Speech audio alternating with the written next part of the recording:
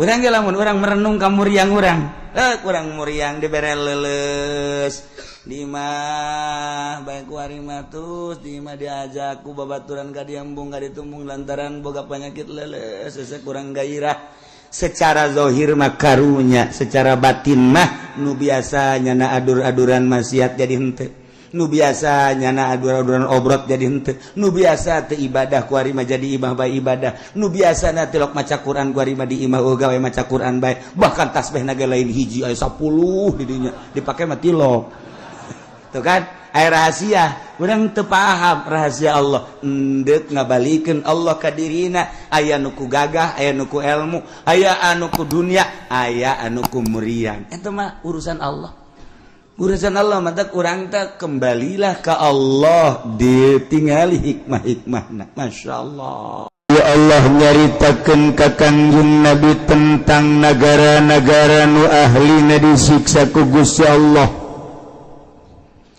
supaya Kangjeng Nabi teh hatena tenang ngabeberah ka hate Kangjeng Nabi bahwa orang umat baheula teh ku bangkawarah ting ka rasulna ka nabina teu percaya ke Kangjeng Nabi teh boga ukuran horeng aing macan sabaraha dibandingkeun jeung nabi-nabi nu baheula aya tenang kahiji nomor kadua na timbul rempan deui mun umat nu baheula teu percaya ka rasulna ka nabina disiksa ku Gusti Allah atau tenutup kemungkinan di zaman kaula ge di mana-mana umat tenurut ka kaula iman ka kaula tumeureun sarua bakal disiksa inggis Kangjeng teh masyaallah nu mantek ku Gusti Allah dijelaskeun tilkal qura tuh itu negara-negara allati marra dzikruha nu geus kaliwat dituturna disebutna tadi mana hiji Kangjeng Nabi nu umatna disiksa dua Kangjeng Nabi Lut siksa negara jeung umat ilu Kangjeng Nabi Hud kaum Ad kaum Samud kaum Lut kaum Syuaib siksa Gusti Allah masya Allah etalah negara-negara anu ku kaula disiksa umatna cek Gusti Allah nakuswanika kukulan wagung ku kaulan wagung dicaritakeun ka anjeun ya Muhammad wa Muhammad min ambaiha tina berita-berita ahlina anu bangkawarah teu iman ka nabina masyaallah lamun urang kuari ka Irak baheula di Irak Selatan teh didinya lah Kangjeng Nabi Nuh dilahirkeun didinya pula lah Kangjeng Nabi Nuh teh diutus kemudian dakwah Kangjeng Nabi Nuh teh 950 tahun tetep bae umat teh bangkawarah jasa teu percaya datang ka Kangjeng Nabi Nuh ditanyain kapal didinya ayeuna Kangjeng Nabi Nuh nyieun kapal dakwah ka Kangjeng Nabi Nuh kade ieu mah lain sakapal-kapalna yuk nu iman ka kaula narae ka dieu cak masyarakatna sagala jeung kapal di leuweung di lembur kapal mah di laut Nuh beuki edan mah tidinya lah mulai keluar cai blok Kangjeng Nabi Nuh jeung nu iman naik di mana eta Irak Selatan terus ke Tajikistan terus ke Afghanistan terus ke Turki sababaraha negara eta Maroko terus datang ke Spanyol jadi lain lalagaan tama encan aya sejarahna banjir seperti kitu datang ka kuari encan aya eta hiji datang ka kapal Kangjeng Nabi Nuh teh mendarat da singgahna di Gunung Judi Ararat eta pan lain lalagaan lamun datang ka gunung banjir pohara jasa Pak sabaraha negara eta dicaritakeun ku kaula nu agung cek Gusti Allah bejakeun Muhammad ka umat anjeun mun bangkawara teu percaya ka anjeun teu ngimankeun ka kaula jeung ka anjeun teu nurut moal jauh sarua ya Allah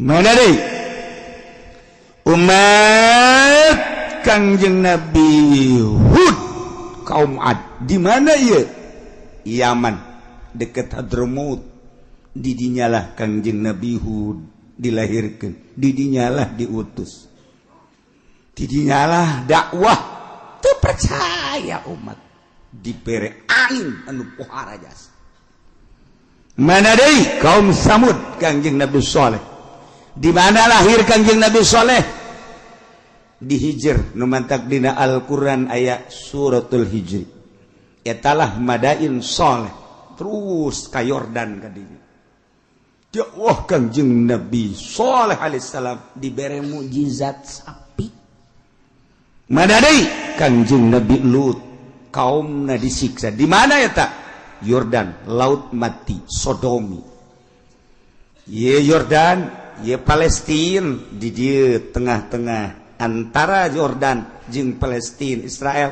di dieu aya ngaranna negara atau kampung Sodom di belah dieuna laut mati etalah didinya Kangjeng Nabi Lut naik ka dieu dibantingkeun diangkat siksaanana taneuh di kaluhur langit ke dibalikeun ka anda Masya Allah bijakeun Muhammad ka kaum anjeun homoseksual baheula umat Kangjeng Nabi Lut alaihis kaum Kangjeng Nabi Syuaib Kangjeng Nabi Syuaib melanjutkan Kangjeng Nabi Musa alaihissalam setelah Kangjeng Nabi Musa pupus Kangjeng Nabi Syuaib mitoha Kangjeng Nabi Musa alaihissalam dilahirkan di Madian kemudian Kangjeng Nabi Syuaib lahir di Madian kemudian maut di Madian nah Yordan didinya lah disiksa kaum kurang kumaha dicaritakeun ku Gusti Allah nah ialah naqussu alaika min ambaiha ke ieu mah hanya sekilas-sekilas cek Gusti Allah dihareup bakal didongengkeun hiji-hijina nabi-nabi rasul-rasul teh sakedeung deui eta kumaha walaqad ja'atuhum rusulum bil bayinat nyata jelas yakin datang ka eta kampung ka eta negara ka eta ahli-ahli negara nu tadi dicaritakeun rusulum utusan-utusanna ti Gusti Allah lain make tangan kosong kabeh ge bil bayinati dibere mukjizat ku Gusti Allah nu nyata jeung jelas leuleung nya ngahadiran kana mukjizat tapi pamakan liu minum sama sekali teu ngimankeun bima kadzabu ku sebab kakufuran anu nyana geus ngabohongkeun tetep bae tata dina memeh datang rasul kufur sageus datang Kangjeng Rasul teh mawa mukjizat nyana mempertahankeun kakufuran kufur bae siksa ku Gusti Allah Masya Allah bima kadzabu min qabl umat Kangjeng Nabi Nuh teh kufur ka Allah diutus Kangjeng Nabi Nuh mawa mukjizat Kangjeng Nabi Nuh teh tapi tetep bae nyana mempertahankeun kakufuran memeh datangna Kangjeng Nabi Nuh siksa Allah karim kaum Ad bangkawarah kufur ka Gusti Allah diutus Kangjeng Nabi Hud alaihi salam didinya Kangjeng Nabi Hud diutus dakwah umatna tetap mempertahankan kakufuran sakumaha memeh datang Kangjeng Nabi Hud sanajan mau mukjizat kufur bae siksa ku Gusti Allah Masya Allah karim kitu kene Kangjeng Nabi Saleh kaum Samud teh bangkawara teu percaya ka Gusti Allah diutus ku Gusti Allah Kangjeng Nabi Saleh alaihissalam dibere mukjizat sakumaha kahayang masyarakatna tapi tetap bae mempertahankeun kakufuran sakumaha keur memeh dihitungkan diturunkeun diutus Kangjeng Nabi Saleh alaihissalam atuh disiksa ku Gusti Allah kabeh karana itu Nah iya urang di zaman Kangjeng Nabi urang Kangjeng Nabi Muhammad sallallahu alaihi wasallam geus sabaraha siksa Allah anu ku urang karandapan kadeuleu tsunami teh gempa teh angin teh poek teh gunung teh eta kunaon ku sebab teu percaya ka Allah atawa ka hukum-hukum Allah ngalecehkeun ka hukum Allah geus biadab manusia teh diciptakeun ku Gusti Allah tapi teu percaya ka Allah dibere hukum ku Gusti Allah tapi nyeun hukum sorangan iya siksaeun anu mantap kurang hati-hati kuari masyaallah rempan das baheula nu mabok tengan di Grogol doang di lapangan Banteng di Jakarta tapi kuari manu mabok di handapeun Tangkalawi hareupeun 5 urang gigireun 5 urang baheula nu zina teh di Jakarta di Bandung kota gede kuari mah di lembur-lembur baheula manu maling teh copet ayeuna di bus kota Gamadi jeung sajabana kuari mah pamalingan di 5 urang baheula mah hayang nonton film teh kapan di gedungna aya gedung film kuari mah ieu layar film di babawa ngaji layar film di babawa kiai nu mawana gede keur ngisi nonton film bae deh iya deh kumaha lakona hese kasadar baru dek jadi wali aya nu ngomong kieu malah mah kiai asana kula mah lamun ka mana teu mawa HP teu betah lantaran asana paremun obam dabo eta kiai pohara jasa masyaallah lain pepegatan jeung makhluk lain pepegatan jeung dunia endahan naon gitu ngaran nyieun jaringan tapi nyana dek ngembangkeun agama ngembangkeun ilmu moal bisa ilmu Allah moal bisa pakai jaringan zahir ilmu Allah mah make jaringan batin ta'alluq galbu urang ka Gusti Allah deket urang ka Gusti Allah makin kapercaya ku Gusti Allah makin deket makin kapercaya di mana urang bus kadinya ayalah dina ma'rifatullah wa rasuluh Allah geus percayaeun ka urang sebab dek dikukumahakeun ge nyana di bawah lindungan Allah lain make jaringan make organisasi gaji supaya loba wow pakai surat kondang terus dihubungan capek ngajigos gitu emang ulah kena kieu kitu lain ulah ngan kena nyeri hate nyeun undangan 1000 nu datang 100 ge jeung tihang aya 10 berarti 90 capek maning diri urangna bersihan deketkeun ka Gusti Allah pegatkeun urusan dunia pegatkeun urusan makhluk eta mah hate ayo bae ka Gusti Allah makin mencrang herang blus indah teu meunang ngadenge tongtrong ngajung ngorenjag bae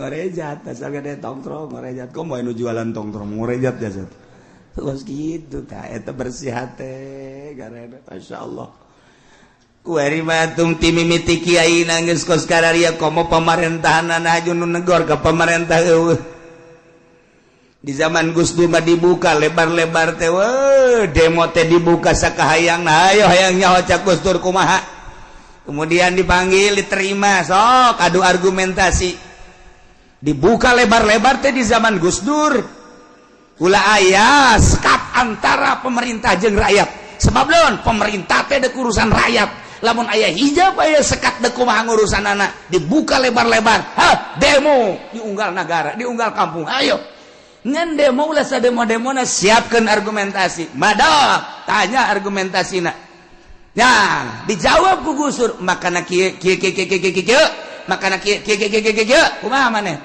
anu teu cair kabeh dibuka lebar setelah Gus Dur langsung SBY masih aya keneh 60% demo masih aya keneh diganti ku presiden urang terkurus sedunia masalah emang presiden urang kenyataanna kos gitu masalah eta ge cak nu lintuh ngomong gitu ge kumaha tak ku hari tidak ada demo bahkan hampir undang-undang kembali ke zaman Soeharto. Namun demo bisa tembak tempat. Encan sampai kadinya mangan direncanakan teu meunang sekat makin jauh. Di zaman Gus Dur dibuka sekat, rakyat jeung pemerintah tidak ada sekat. Hei pokoknya mah nanya naon beurang penting silahkan di zaman Gus Dur mah, tapi kuari awas demo-demo, awas informasi dan lain sebagainya. Emang kuari gitu siap. Jadi geus teu wani kuari mah nyara baris nyarana bae urang nonton nyana teu bisa dek laporan, lamun anak geus teu bisa laporan ka bapa deuk kumaha jadina. Kula masuk inget ka dongeng baheula di zaman gitu di India zaman tabiin. Aya seorang pemimpin India Islam harita keur carita pongaranna nyana nyun lukisan bede jeung bagus lukisanana gandrung kan di India mah gandrung tanggal gandrung lukisan tangkal gandrung nu gandrungna keur meujeunna buahan di dinya aya manuk enclak di buah gandrung kemudian bari macok kitu ta lukisanana. Wah indah jasa bagus jasa jeung gede tempelkeun di hareupeun istana raja. Kuabe punggawa-punggawa mun kieu mah bangsab itu kerabat-kerabat kerjaan wae di istana ningali jeung supaya itu mengomentari wabeh komentarna nu mistek bagus hebat memang bener bagus. Kuari diundang di kalangan tokoh masyarakat geus giliran pejabat ngabaguskeun kabeh tokoh masyarakat konglomerat kabeh diundang supaya neuleuh lukisan tersebut. Wah, anu teu ngalem, kuabeh memang bagus. Kuabeh ngalem jeung bagus. Kuari ti kalangan rendah si miskin. Si miskin. Salembur cokotan coba si miskin ngumaha terhadap lukisan ieu. Begitu nolo si miskin mah tu ngaranna ge miskin ieu jeung bodoh pan. Atuh teu bisa ngadilai nya mah. Ngan aya salah seorang miskin jasa cumplang campling tanya seorang ieu bagus tah sia eta kumaha lukisan cek ulama ieu lukisan teu bagus kaget atuh wah sana dibunuh cenah kurang teu bagus sakeun ieu lukisan bahkan salah panggil ku raja ke berani amat ieu ngate bagus jeung nyalahkeun sedengkeun ieu karya seseorang anu luar biasa aya anu ngalukisna beureum di pelebah mana teu bagusna jeung pelebah mana salahna ieu raja ge sarua bingung panggil coba nyatakeun di harapan manusia kira-kira ieu lukisan bagus apa jore miskin ieu berani amat miskin. Kira-kira iya bener apa salah lukisan? Salah. Nyatakan coba kuari di hadapan masyarakat, di hadapan penggede iya. Kagorengan jeung kesalahan jelaskeun. Cak nyana teh kieu. Ieu tangkal gandrung, aja tangkal gandrungna keur buahan tere dipanen berarti mondoyot.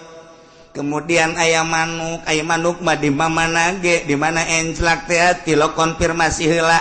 Setiap diancelakan ku manuk tangkal pare tangkal gandum jeung tatangkalan pasti ngeloy jeung manuk mah biasana sok ngadaharan bebas biasa barang dahar sebab ngaranna ge manuk nah ieu dideuleuh ku kula tangkaina teu ngeloy nomor kadua manukna bangun isinan ieu salah ieu ngagambar kos kieu teh wah kabeh bener oge cenah sak jabat bener oge hiji tangkal adu di singgahan ku manuk kemudian eta tangkal ajeg bae salah atuh nu geus kitu mah nomor kaduana gimana manuk barang dahar kadinya ulah isinan ieu mah gambar manukna teh isinan lantaran anu dilukis teh tukangna jadi berarti keur macok ka ditu tanda bahwa ieu manuk teh isinan ieu salah raja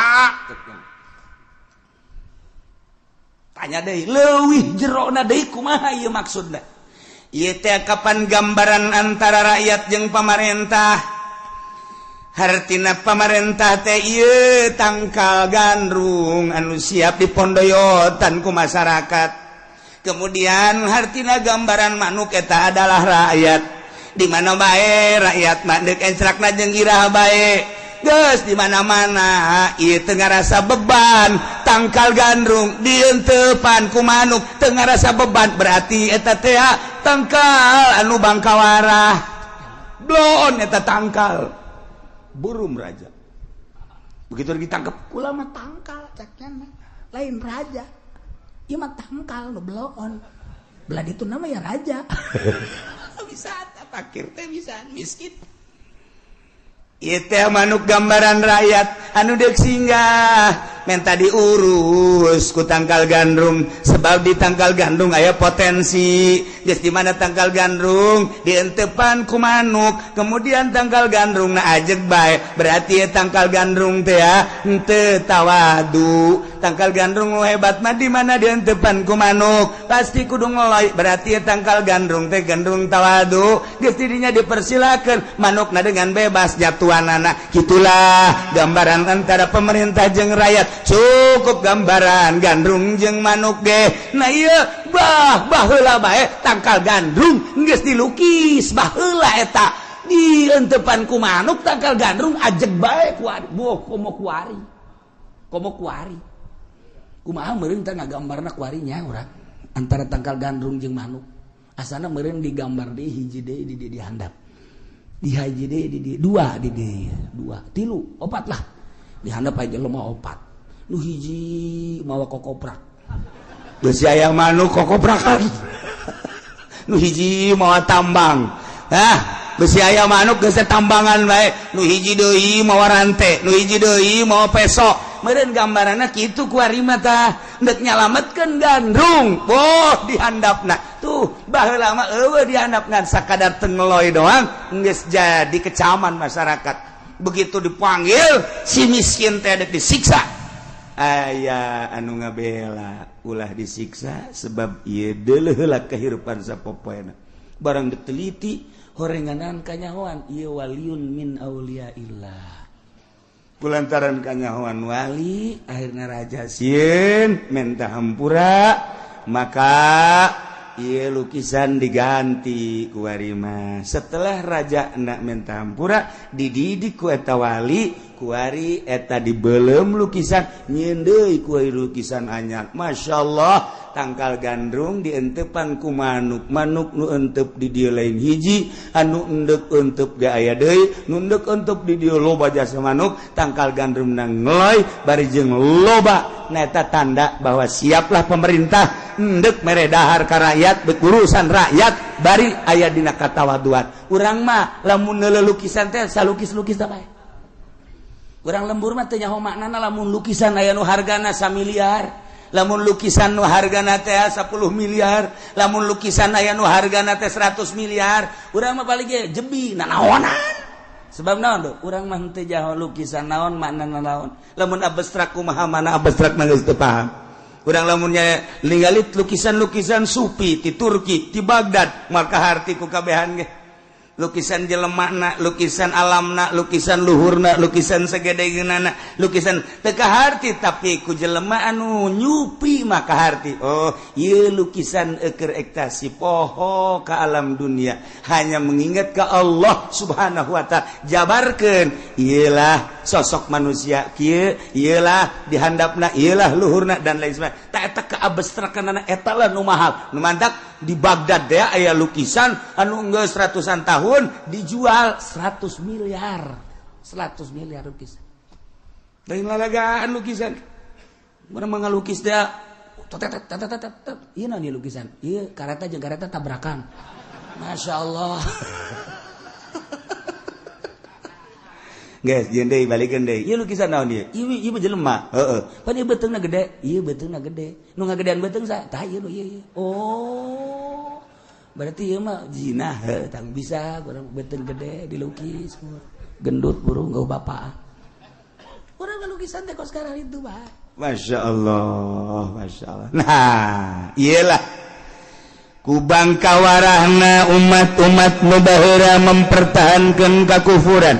sanajan Allah ngutus nabi ngutus rasul mawa mukjizat kadele kunyana mukjizatna tapi teu percaya atuh di zaman Kangjeng Nabi urang ge urang onam ku ari teu ningali teu hadiran mukjizat Kangjeng kapan Abu Jahal mah ningali kehadiran mukjizat Kangjeng Nabi nyahoeun lamun dicurug Kangjeng Nabi kaluar cai nyahoeun lamun ketika Kangjeng Nabi kaluar jelema harareas nyahoeun lamun bulan di hareupeun ku Abu Jahal turun ka handap beulah nu hiji asup ka dieu nu hiji asup ka dieu kaluar deui maca syahadat langsung indit deui nyahoeun lamun onta ngobrol jeung Kangjeng Nabi nyahoeun lamun eta tunggul korma teh ngahing-hing ceurik menta suaka ka Kangjeng Nabi eta mukjizat Kangjeng Nabi luar biasa kanyahoan ku kabehan kehadiran ku kabehan tapi ku bakawara mah bakawara bae urang mah ku ari sakadar dongeng ti kiai di berjanji aya dongeng nu matak dieuwekeun teh berjanji teh ku Muhammadiyah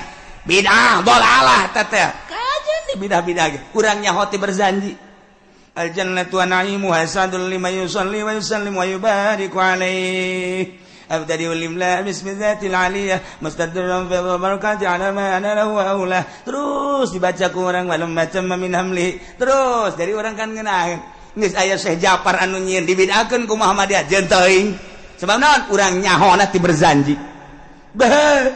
dibaca ku urang berkahna luar biasa baca ku urang muludan berkah mah ulah wakaheula berkat nu jelas mah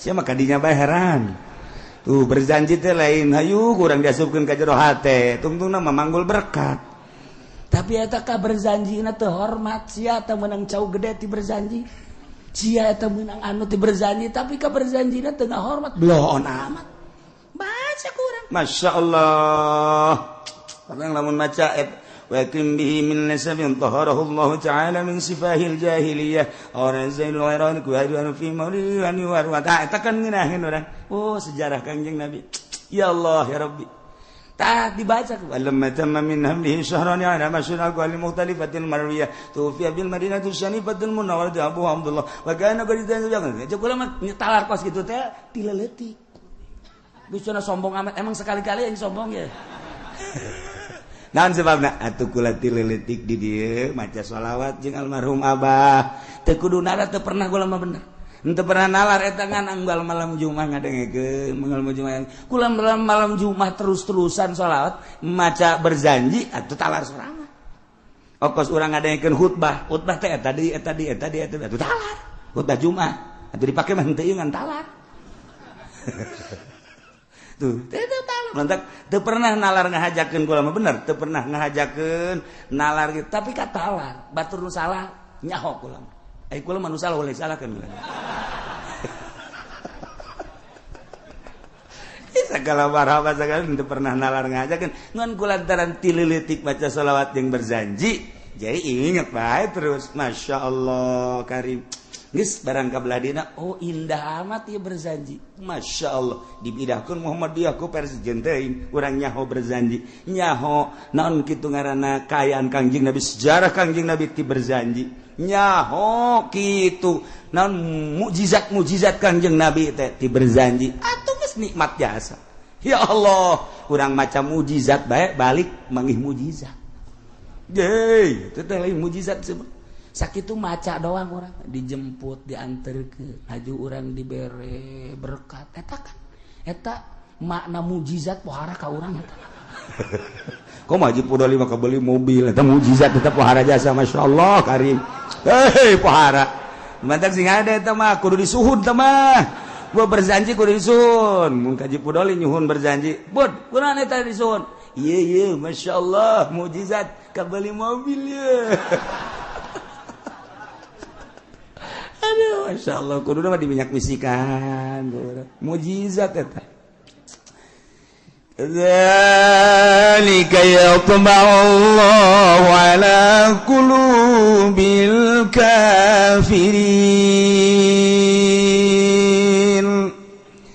sakumaha nu baheula teu iman ka para nabi ka para rasul padahal mah dibere mukjizat neuleuh jeung hadir tapi tetep bangkawala kunaon eta diceplok ku Gusti Allah hatena diceplok dilak dicap ku bangkawaran sakumaha umat baheula hatena dicap diceplok teu daek iman yatba'ullahu ala qulubil kafirin. Allah ge nyecap, Allah nyepok ka hate-hatena nu kalalapir salilana kuari. Di Amerika lain teu nyahoeun kana dongeng-dongeng Kangjeng Nabi, di Inggris lain teu nyahoeun informasi geus akurat jasa.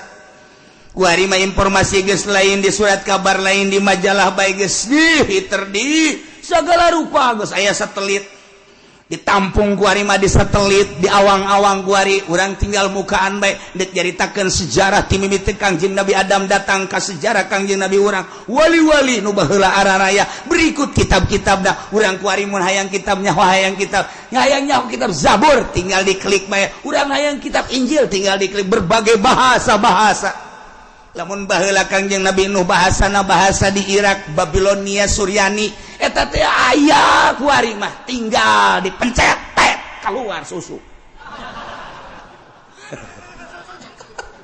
salah mencet hayang nyaho Irak nu keluar eta bumbu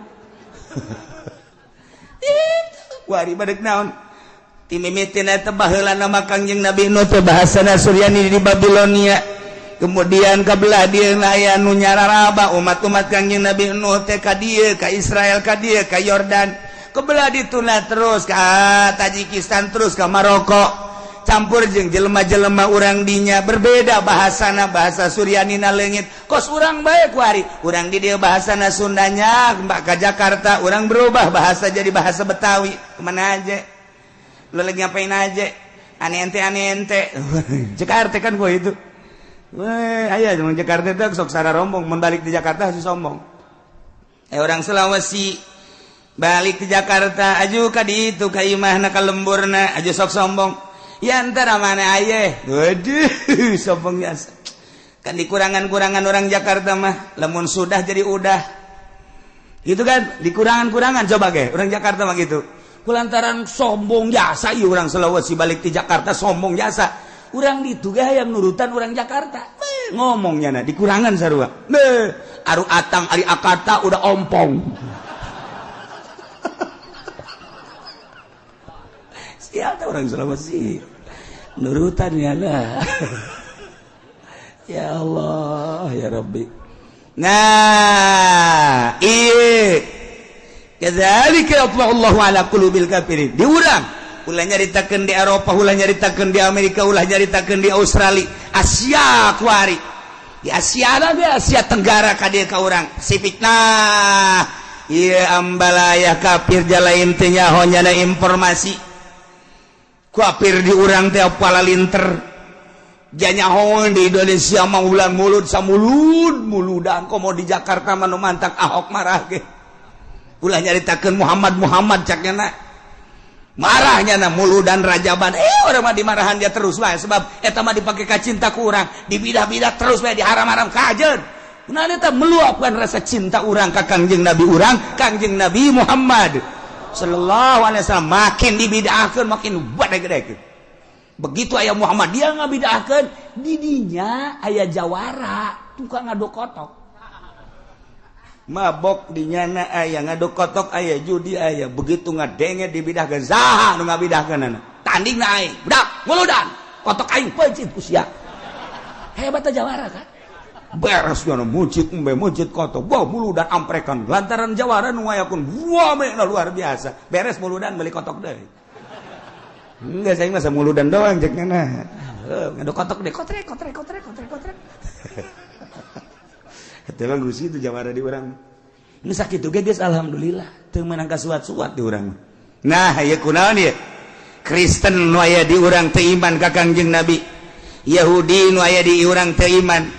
Budak Konghucu dan lain sebagai kafir-kafir teu iman. Oh, yatba'ullahu ala qulubil kafirin. Diceplok ku Gusti Allah.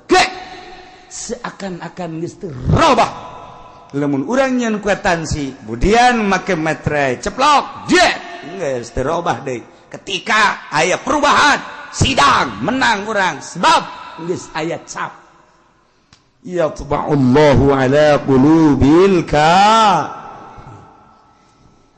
mentak urang mah teu kazamanan Kangjeng Nabi tapi urang iman ka Kangjeng Nabi beuh ieu mahal jasa seakan-akan urang mah kuari geus aya di surga Firdaus. Padahal mah teu kazamanan para sahabat para tabiin teu pernah ningali kana mukjizat Kangjeng Nabi, teu pernah ngahadiran mukjizat Kangjeng Nabi, hanya dongeng-dongeng ti kiai nyaritakeun mukjizat tapi nyulusup ka jero hate urang iman ka Kangjeng Nabi. Sanggeus teh iman urang terus tuturuti ka Kangjeng Nabi sabisa-bisa urang eta teh urang seakan geus aya di surga Allah. Masya Allah, demantak urang muludan keur aya di surga sebab nyaritakeun ahli surga. Teu pernah urang teh karambanan kabarengan urang kazamanan ka Tuan Abdul Qadir, tetapi caritaan-caritaan jeung elmuna aya urang cinta ka wali Allah lantaran Gusti Allah ngajelaskeun dina Al-Qur'an ala inna auliya Allah la khaufun alaihim wa la hum yahzanun. Jeung hadis-hadis Kangjeng Nabi nyaritakeun tentang wali nyurusup ka jero hate urang komo mun nyaritakeun karomah para auliya Allah urang cinta teu kabendung ku urang di bidah-bidah Wahabi mah apa itu? Boh nggak bidah-bidahnya mah kahaul-haul Tuan Syekh kahaul-haul bangsa kajen teuing. Hanya urang nu nyaho, hanya urang nu ngarasakeun kacinta urang ka wali Allah. Geus bae urang mah sakitu bae di bidah-bidah sok ke di akhirat balap sia jeung aing. Sakitu bae. Boleh hese-hese sia ngabidahkeun. Sia aing mah aing bae dek cinta ka wali aing. Titik geus sakitu. Teu cenah beusi ka neraka, aing ge beusi sia ka neraka bego. Siang ngabeusi-beusi ka aing mah lain ngabeusi-beusi deui ka sia. Leuwih ti beusi aing mah.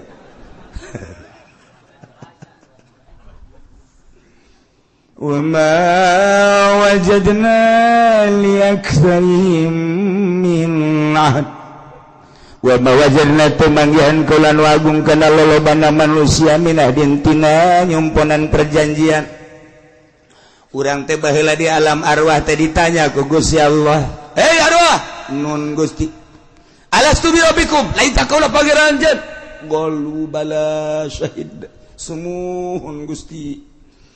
Abdi teh percaya bahwa Gusti teh pangeran abdi nyaksian. Hei, rek nurut teh ka kaula. Sanes nurut deui atuh Gusti ja Gusti teh nu nyiptakeun abdi. Moal maksiat. Baja abdi kudu maksiat. Nyaan mana di parentana teh bakal nurut? Beuh Gusti, buktikeun ku Gusti. Di mana abdi engke ke alam dunia ke balik deui ka Gusti deleukeun abdi mah moal maksiat saeutik-eutik acan. Hege tuh. Tah eta janji urang baheula di alam arwah. Terus dikaluar-luarkeun ku ari. Tek Ahok teu iman. Si siang-siang melingseng teh. Cinglu teu iman. Insyaallah stegwan teu iman. Loba jasa. Si enci teh ari iman. Eta kabeh kata ari iman. Nah ieu lah. Wa ma wajadna li aktsarihim min ahad. Teu manggihan kaulan wagung kana lolobana manusia nyumponan perjanjian. Yauma azil misak dina poean jarang jibaheula dengan ucapan qalu bala syahidna. Abdi teh nyaksian percaya bahwa Gusti teh pangeran abdi teh bade ngalaksanakeun sakumaha tugas-tugas ti pangeran.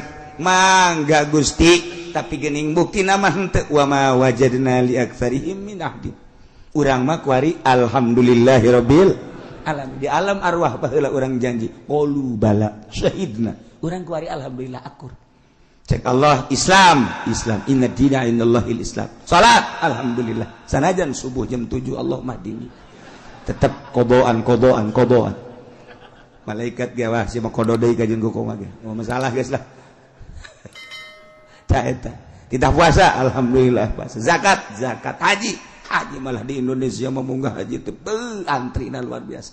Sadunia paling antusias haji Indonesia. Pakistan ini 2 Indonesia pohara jasa datang ke kuari duit sabaraha triliun beureun lantaran nungguanana urang kuari ti 5 tahun, 7 tahun, 10 tahun, 15 tahun, 20 tahun, 23 tahun. Beuh lain lalagaan. Berarti antusias jasa kan. pohara geus kajian pahege aing geus daftar masalah geus cenah teh masalah eta kan sangat antusias berarti kan ndek ngabuktikeun golu bala syahidina nu mantak darek ngaji ka dieu kunaon baheula janji abdi bade percaya ka Gusti tur abdi bade ngalaksanakeun aturan-aturan Gusti abdi bade ngalaksanakeun aturan Gusti teh kulantaran kudu nyaho abdi teh hayang nyaho mantak ngaji ka dieu tah ieu teh urang kuari ieu keur di sorga ieu kan manya di sorga aya tukang uduk sagala aduh Gusti ujang tukang uduk tukang sate sorga kos kitu amat sih maknana urang teh keur aya dina sorga sebab naon sesuai jeung janji urang baheula di alam arwah ngan lolobana wa ma wajadna li aktsarihim min tah nu neuk ngabangun sumarekon di dinya eta teh nu jalir janji ka Allah nu geus jelas-jelas perumahan di ditu eusina Kristen kafir-kafir maluyung mayoritas eta teh anu jalir janji ka Gusti Allah tah Kristen nu ambalayah di urang Yahudi nu ambalayah eta nu jalir janji ka Gusti Allah teu kejeun teuing hege sakayangnyana geus nu penting salametkeun urang sing hadet niat urang tekad urang ucap urang awas ulah datang ka tergelincir tina relna salametkeun wa ma wajadna aktsarahum lafasikin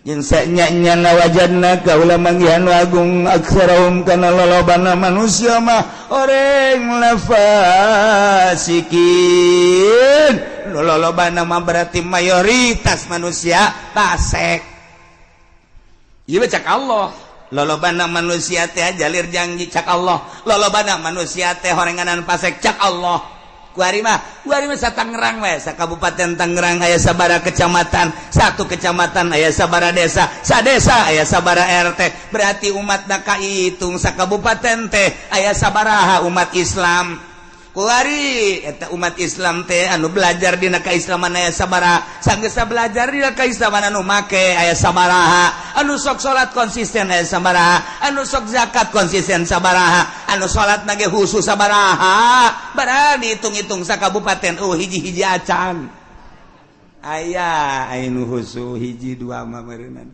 anu salatna alhamdulillah cirina di Cikupa masjid dibangun, di Belaraja masjid dibangun, di Sepatan masjid dibangun. Eta kan ciri berarti aya nu salat. Sanajan subuh mah subuh nu adzannya na nu qomatnya na anu berjamaahnya na make sapeker deui geus lobaan. Bismillahirrahmanirrahim. Cek masyarakat lobaan ya bas bareng di deleunya anak kene. Ya Allah, ya Rabbi borongan. Eta di mana cenah kieu moal bejakeun lah. Itu bae pokona mata Gusti Allah horeng bener ieu wa wajadna aktsarahum lafasikin urang mah ulah kasupkeun ka ayat ieu urang nu kaluar tina ayat ieu lamun Allah ngajelaskeun lolobana jelema jalir janji urang mah ulah mun lolobana manusia adalah fasik urang mah ulah mudah-mudahan urang ditetapkeun iman Islam dikuatkan iman Islam sehingga iman Islam urang kabawa maut di akhirat urang disalametkeun ku Gusti Allah diiringkeun bareng jeung para ahli-ahli Allah Subhanahu wa taala bi barakati umil Quran Al-Fatihah. Bismillahirrahmanirrahim. Alhamdulillahirabbil alamin arrahmanirrahim maliki yaumiddin. Iyyaka na'budu wa iyyaka nasta'in. Shiratal mustaqim صراط الذين أنعمت عليهم غير المغضوب عليهم ولا الضالين.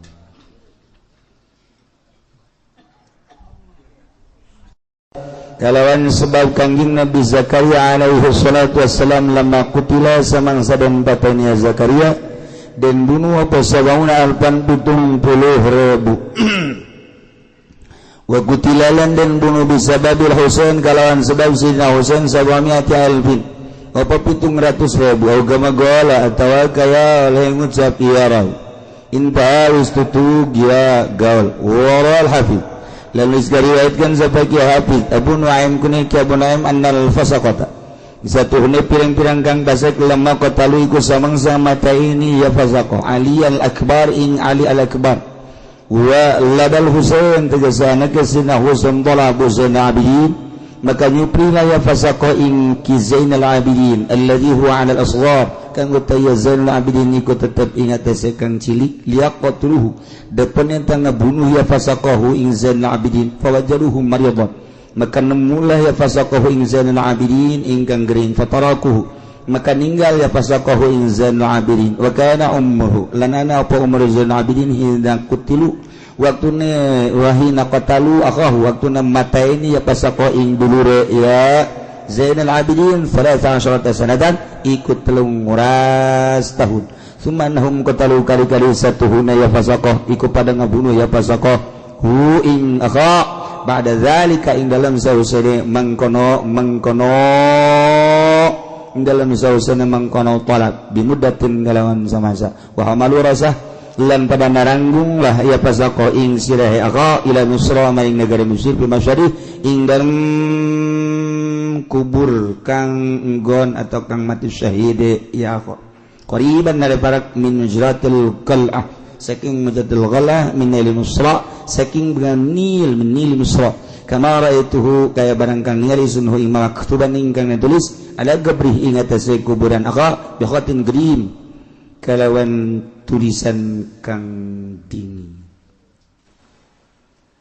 nuluikeun caritaan tentang pembunuhan Sayyidina Husain anu terus disaksrak ka putra-putraan etik ye diriwayatkan bahwa senyanya kalakuan dibunuhlah sebab terbunuhna Kangjeng Nabi Zakaria alaihi salatu wassalam waktu dibunuh Kangjeng Nabi Zakaria anu milu disatukan kena dibunuh deh 70.000 manusia ahli Allah Masya Allah wakutila jeung dibunuh bisa babil Husain ku sabab Sayyidina Husain sabumiyati alfi 700.000 manusia anu dibunuh deh soal pembunuhan terhadap ahli Allah teu aneh jeung teu pernah mundur ahli Allah urusan maut geus jadi biasa nuantak di Irak teu aneh berjuang teh urusan eleh jeung menang lain urusan urang teu penting berjuang geus teh gimbir urang Irak masa Irak Iran Persia teh negara-negara kuno tiba agama gola intah waral Hafidz Abu Nuaim Kiai Hafidz Abu Nuaim nyarioskeun annal fasaqata saenyana jelema-jelema anu buang kawara nu para rasik begitu manehanana ngabunuh Ali al-Akbar putra daripada Sina Husain gaduh putra ngaranna Ali Akbar kuburanana di Iran Ali al-Akbar aya Ki Ali Murtadha aya Ali Akbar aya deui kitu Fadl itu makam rame di Iran rajas jelema-jelema nu para rasek neangan nadina ye ngaranna Zainal Abidin nu harita masih keneh leutik keneh maksudna mun aya dibunuh teangan disaksak Zainal Abidin kapanggih Zainal Abidin teh pawajaduhu cuman keur dibere muriang panas ngahodhod Zainal Abidin teh kulantaran muriang pataraku diantep ditinggalkeun harita umurna waktu jelema buang kawarah ngabunuh dulurna yani Alil Akbar Zainal Abidin mah umurna kakarak 13 tahun diantep anu mantak ieu thariqah teh Kangjeng Nabi ti Kangjeng Nabi ka Sinali ti sana ka Sayyidina Husain ti Sayyidina Husain ka Zainal Abidin kadinya jalurna kadinya thariqah nu moana basa dunya kitu bae malaikat Jibril Gusti Allah malaikat Jibril Kangjeng Nabi ka Sayyidina Ali lamun anu kitu ka Sayyidina Abu Bakar aya Sayyidina Ali mayoritas Sayyidina Ali Sayyidina Husain Imam Zainul Abidin eta Imam Zainul eta tah masyaallah nu jana salapat sebab harita waktu keur diberono dibeakeun kabeh zuriat Kangjeng dibeakeun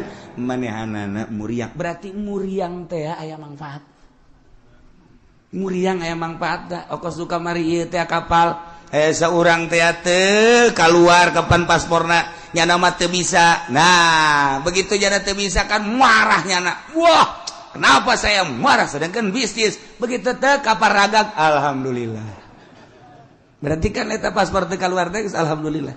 Sarajeng nu ojol teh nu ojol sarua bae aturan mah nyana kulantaran nyana mah atuh diojol baik bae tuh maneh mah tuh kursi diojol nyana mah teu berangkat terjadilah kecelakaan nyana alhamdulillah hadena ojol tuh kan gitu dimantah kurang ge ulah sok bingung eta geus aya rahasia Allah lamun urang boga kabogoh anu geus janji sehidup semati kemudian kabogoh urang dibawa batur deleukeun aya hikmahna ge di satukangna ulah sok marah naon hikmahna horenganan stres. Tama lain hikmah mamala. Aya hikmah, dokter cerita doang. Aduh, sia kunaon ngajang jauh amat. Ba bogoh dibawa batur. Sia elehan amat. Nah, kunaon atuh tadi susul? Nislah wa bil qadari khairihi wa syarrihi minallahi ta'ala. Geus teu daya teu upaya bae lumpat ka dinya. Bagus teh geus. Geus mah kumaha Allah bae lah geus takdir Allah. Pasti aya rahasiaan di satu kangenan. Lalaki kos teu boga peler bae.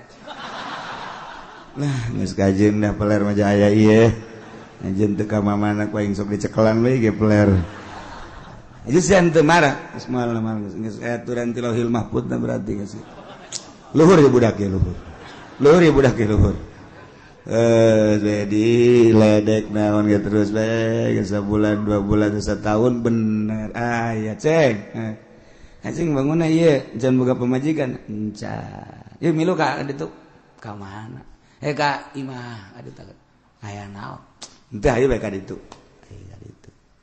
dae kaceng tadi dia sagawe-gawe bae kaceng oh teu teu naon do gawe-gawe bebersih juku taman beres sebulan 2 bulan 3 bulan aya anak nangiceupanna mungkin inilah rahasia Allah atuh Allah mah nyieun rahasia babari jasa.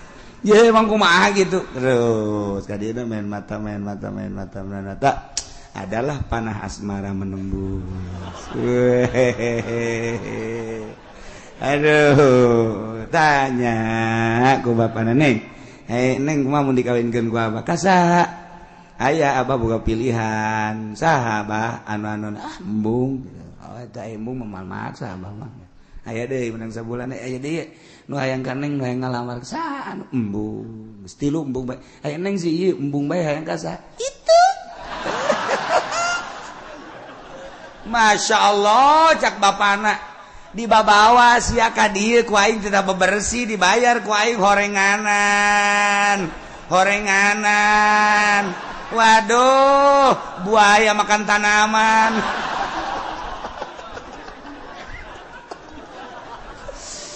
Tapi beureun geus rahasia Allah geus lah bapak geus hidup bae nu penting bahagia bae atuh ya rumah tangga geus masalah geus ngapa mah nu penting bahagia lah di dunia ieu jamal kebal jan sia kadeurna ku aing salatna bagus baca Qur'anna bagus lah tuh di dunia ieu di abah ge jamal beak geus lah pokona mah tah kawinkeun tuh itu rahasia Allah tuh inditna dibawa ka bogoh nu itu tunggu aya rahasia di balik udang.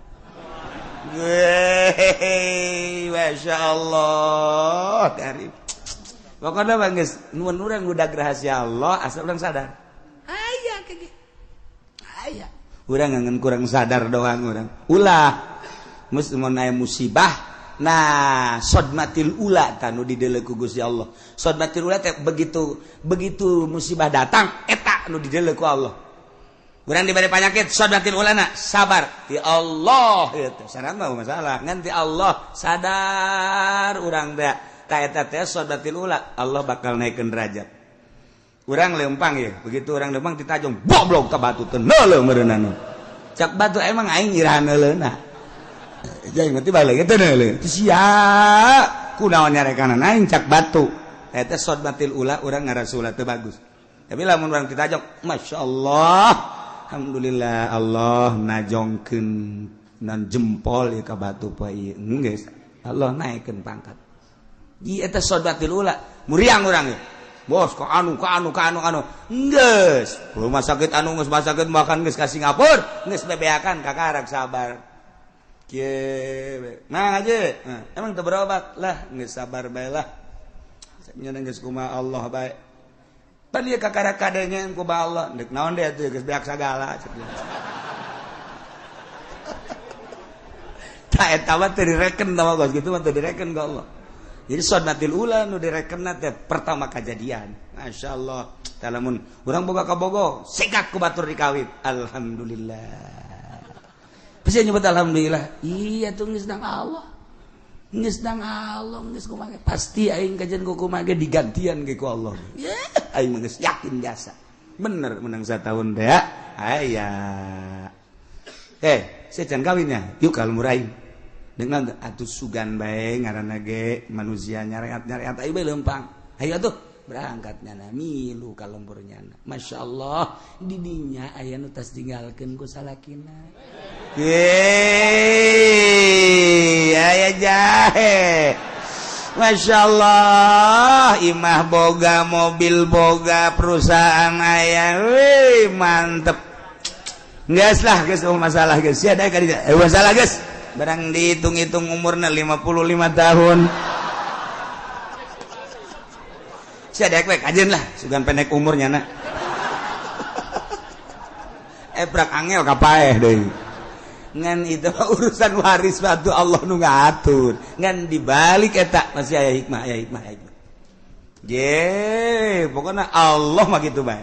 Nah ieu Imam Zainul Abidin Muriang tadi bunuh wali Allah nurus ka Imam Zainul Abidin sadunya kabeh diburiangkeun ku Allah selamat Masya Allah karib tuh urang ge lamun urang merenung ka muriang urang urang muriang dibere leuleus di mah bae ku ari matus di mah diajak ku babaturan ka diambung ka ditumbung lantaran boga penyakit leuleus sesek urang gairah secara zahir mah karunya, secara batin mah nu biasanya na adur-aduran maksiat jadi henteu. Nu biasanya na adur-aduran obrot jadi henteu. Nu biasa teu ibadah ku ari mah jadi imah bae ibadah. Nu biasana tilok maca Quran ku ari mah di imah gawe maca Quran bae. Bahkan tasbihna ge lain hiji aya 10 di dinya. Dipake mah tilok. Tuh kan? Aya rahasia, urang teu paham rahasia Allah. Endeup ngabalikeun Allah ka dirina, aya nu ku gagah, aya nu ku ilmu, aya anu ku dunia, aya anu ku muriang. Eta mah urusan Allah. Urusan Allah mah urang teh kembalilah ka Allah, ditingali hikmah-hikmahna. Masyaallah. Cuman urang bodoh, hanya wali-wali Allah nu nyaho. Wali Allah mah nyaho ieu muriang kitu maksudna. Ieu sugih ieu maksudna. Ieu teh boga jabatan ieu maksudna. Artina maksud teh aya anu cilaka, aya anu bahagia, geus nyahoan wali mah nyaho. Diberenya ieu ku sabab jabatan bakalna cilaka. Ieu ku sabab sugih bakalna salamet. Ieu ku sabab susah bakal salamet. Nyaho tah. Aya anu sugih nyalametkeun, anu sugih nyilakakeun, susah nyalametkeun susah. Dibere terbuka ku Gusti Allah, wali Allah mah dak ngan teu meunang. Nyana ngomong secara tasrih paling kinayah sebab lain nabi. Nah leutik keneh ngan alladzi huwa 'alal asghar maksudna dibunuh tapi kulantaran muriang henteu maka harita umurna 13 tahun summa innahum qadaluh dulurna Ali Al-Akbar dibunuh. Nah, sanggeusna dibunuh, sirahna dipotongkeun sirah. Ceger. Biadab da urang luar negeri. Ulah aya cak nya turunan Kangjeng Rasul, supaya putus. Disikat habis. Eta sirahna dibawa ka Mesir, hibasyadihi gabiban min majratil gal'ah. Di kuburan para jelema nu maut syahid min Nil Misra. Aya dinya deket min majratil qal'ah kina bengawan Nil Mesir sakumaha nu ku kaula cek musannif ningali tulisanana ala gobri bi khatin qadim tulisan anu baheula aya di Mesir bengawan Nil kemudian kabelah kitu non kana kidul tadinya aya itu kuburan Masyad masa harga tempat-tempat jelema nu maut syahid di dinya dikubur. Oh, orang lamun ningali pakuburan di Mesir ahli-ahli Allah pohara. Di Mesir mah geus pohara, ngan ka pohara ada tuh pohara di kotorna di poharanya sampah di mana-mana. Eta urang ziarah ka kuburan Imam Syafi'i, belah dieuna teh jajaleunna Imam Waqi'. Ziarah cukup di jalan bae. Lantaran kotorna pohara. Ahli Allah teh, ahli Allah, lo bajasa di Mesir, tapi kuari teu terurus. Bentukna mungkin keur bentuk demo. Eta di Al-Azhar, di Al-Azhar ambalaya sampah-sampah. Meureun ku sebab ieu teu satuju jeung pemimpinna keur diantep. Boh, turut dibersihan mah gampang di Mesir mah. Sadaekna ditut lapangan, dibeulum dan lain sebagainya. Bentuk demo ti masyarakat diantep. Bangawan Nil ge geus teu terurus. Terus bangawan-gawangan nu lainna kan non kitu ngaranna solokan-solokan anu ti bawangan Nil sampah hideung caina. Kos kitulah ala kadar cerita Mesir jeung ieu sirahna dikubur kitu di Masyhad eta min Nil Misra kamar tu ayat tulisan dekatin qadim wa indahu rasul Said Zaid wallahu a'lam bissawab.